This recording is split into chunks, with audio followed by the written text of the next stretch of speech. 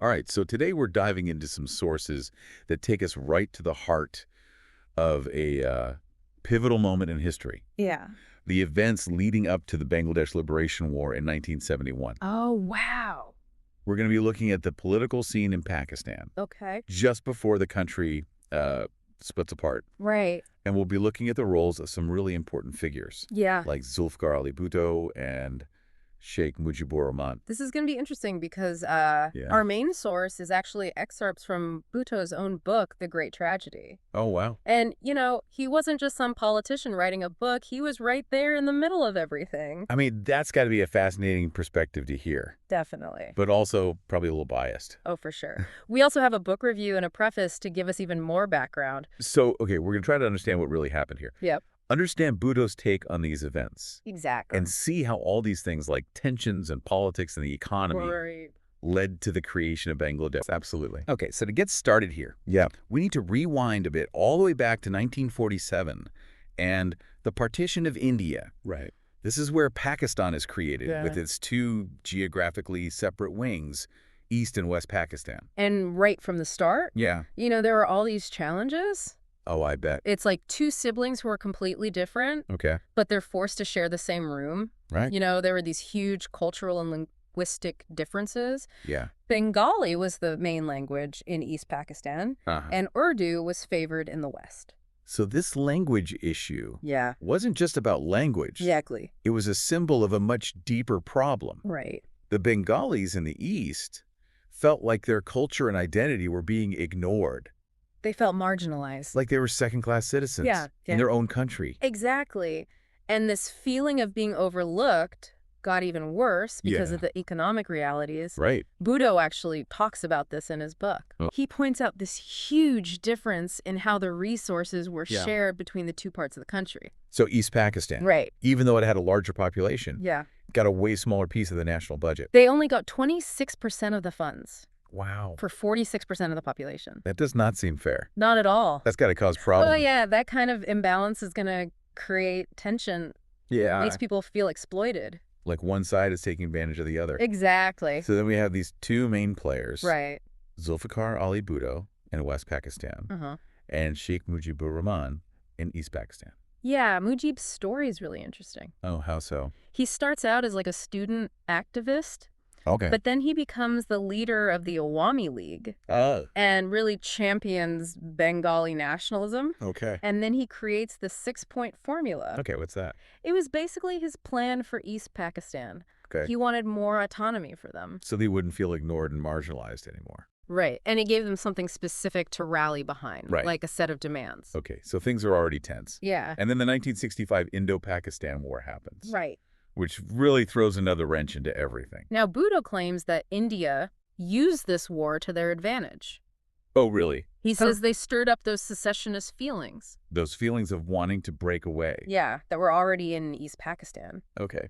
Bhutto even says that Mujibur Rahman was working with India Wow. to break away from Pakistan. So that led to the Agartala conspiracy case. Right. They accused Mujib and others of treason. Wow, that really put the strain on things. Oh, yeah. So you have all these accusations flying around, Mhm. tensions are high, Yeah, it's like a powder keg ready to explode. and in his book, Yeah, Bhutto talks about the events right. that he thinks led to this crisis. Yeah.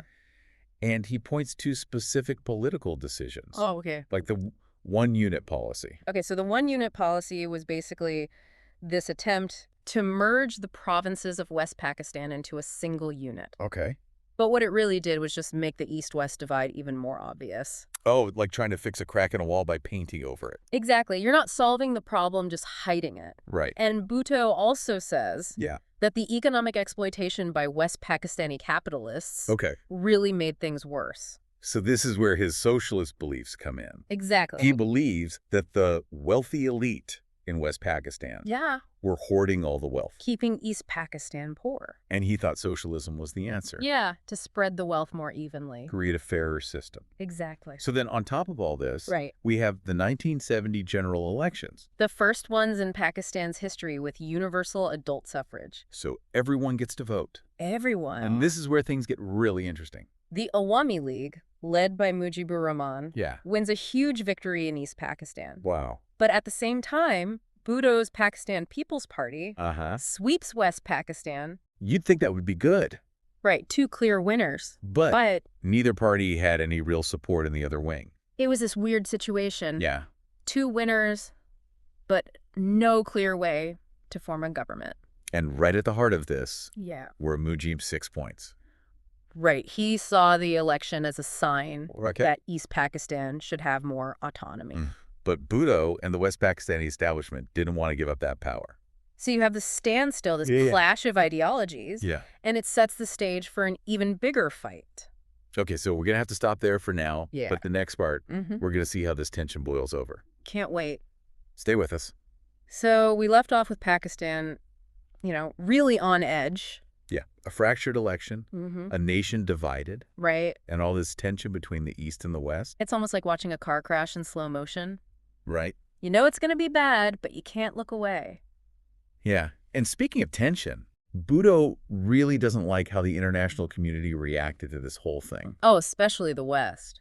What did he think they should have done? Well, he thought they were way too hesitant to get involved. Really? Like, they didn't really care what was happening to Pakistan. You'd think a country about to fall apart Right. would get more attention. You would. But Bhutto felt like they were almost betraying Pakistan. So he felt let down by the countries he thought were allies. Yeah, and he also thought the Western press was biased. How so? He thought they were too sympathetic to the idea of East Pakistan becoming independent. So he's feeling judged and pressured from all sides. Exactly, like they're ganging up on Pakistan. And what about India? Oh boy. They obviously have a huge stake in all of this. Bhutto thinks India is the bad guy here. Really? He says they were meddling in the conflict, What? supporting the Bengali separatists, Uh-huh. basically trying to break Pakistan apart. So not exactly a friendly neighbor lending a helping hand? Nope, more like taking advantage of the situation. Right. Bhutto even goes as far as to say that India had wanted to separate East Pakistan from the very beginning. Like it was all part of their plan? Exactly. So meanwhile, back in Pakistan, Right. things are going from bad to worse. Yeah, the military government led by Yahya Khan Uh-huh. is struggling to keep things under control. So what does Bhutto think they should have done differently? Well, he's super critical of Yahya Khan. Okay. He thinks they totally missed the boat on the whole autonomy issue. They didn't take it seriously enough? Nope, Bhutto says they should have dealt with it Yeah. before they even held the elections. Interesting. He thinks they basically caused the crisis they were trying to avoid. By not addressing the root of the problem. Right. They just made things worse. And Bhutto himself was critical of how the government treated the leftists. Especially in East Pakistan. Yeah. This is where it gets weird. Okay. Bhutto actually claims that the government Yeah. was kind of okay with Mujib's tough stance against leftist groups. That doesn't make sense. Yeah, I know, right? Why would they support Mujib if they disagreed with his demands for autonomy? Bhutto thinks it's because they saw Mujib as a way to stop the leftists from getting too powerful.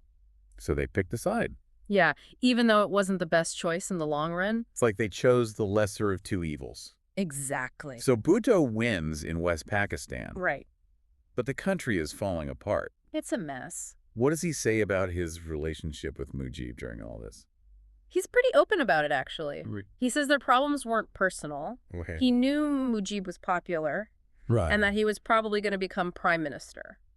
So if it wasn't personal, Right. what was the problem? Bhutto says it was a clash of principles. Okay. He thinks Mujib really wanted an independent Bengal. A whole separate country. Exactly. But Bhutto wanted to keep Pakistan together. He saw the breakup as a total failure. So two very different goals. Yeah. It's almost like a Shakespearean tragedy. I know, right? These two powerful figures fighting over the future of their country, It's pretty dramatic. and ultimately they can't find a way to compromise. Nope. Which leads to the tragedy Bhutto writes about. So as things get closer to war, Yeah. what does Bhutto say should be done? He has a few ideas. Okay, like what?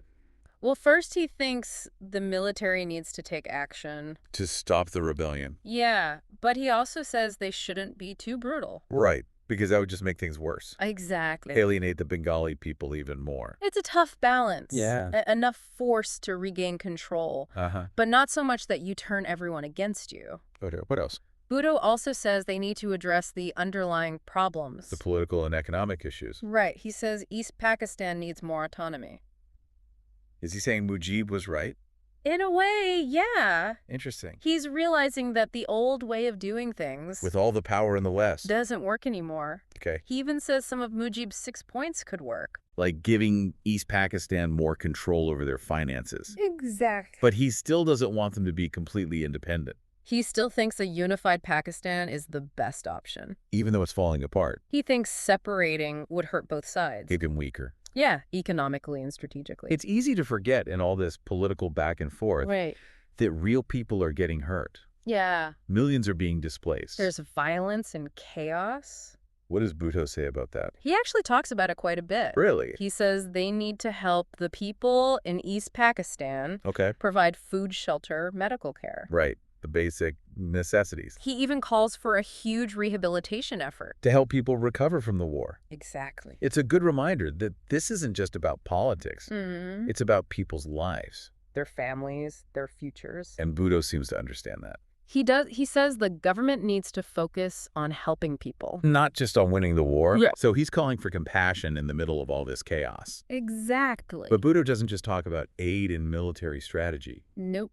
He also has some pretty radical ideas about the economy. Oh, yeah. This is where his socialist ideas really come out. He wants to completely change the system. Especially how West Pakistan was exploiting East Pakistan. He thinks the whole system is unfair. Yeah, and he wants to replace it with something more just and equal.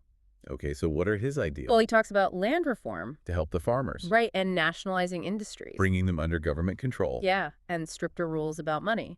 To stop the rich from taking all the profits from East Pakistan. Exactly. These are some pretty big changes. They are. I bet the wealthy elite in West Pakistan wouldn't be happy. Probably not, but Bhutto thinks it's necessary. So how does he plan to make all these changes happen? He says they need new leaders. People who actually represent the people. And who believe in his socialist vision. So he wants a complete shift in power. Away from the old elite. To people who actually care about the working class. Exactly. So Bhutto isn't just trying to fix the immediate crisis. Right. He wants to rebuild Pakistani society. From the ground up. Politically and economically. He's saying the old ways failed. Yeah. And they need a new path. To create a country where everyone has a fair chance. Right, a country that lives up to its promises. But is that even possible? That's the big question. Can Bhutto really bring East and West Pakistan back together? Can he create this new and better Pakistan? I mean, it's a big goal, right? Yeah. To create a more just and equal Pakistan. But can that really happen? Yeah, especially in the middle of a war. When the country is literally splitting in two. Well, that's what Bhutto struggles with in his book. He has this vision. Right. But he can't make it a reality. He can't bring those two sides together. Nope. And it's just so sad to think about all the people who were hurt. All the lives lost. The families torn apart. Yeah. It's a reminder of how dangerous political divisions can be. How quickly they can turn violent. And what's interesting is, Yeah. even though the book is about this terrible tragedy, it ends on a hopeful note. Oh, really? Yeah, there's this essay by a student in Karachi. Okay. And they talk about how Pakistan needs a new purpose. A reason to exist. Right, to go back to the ideals that inspired its creation. So even after all the loss, Yeah.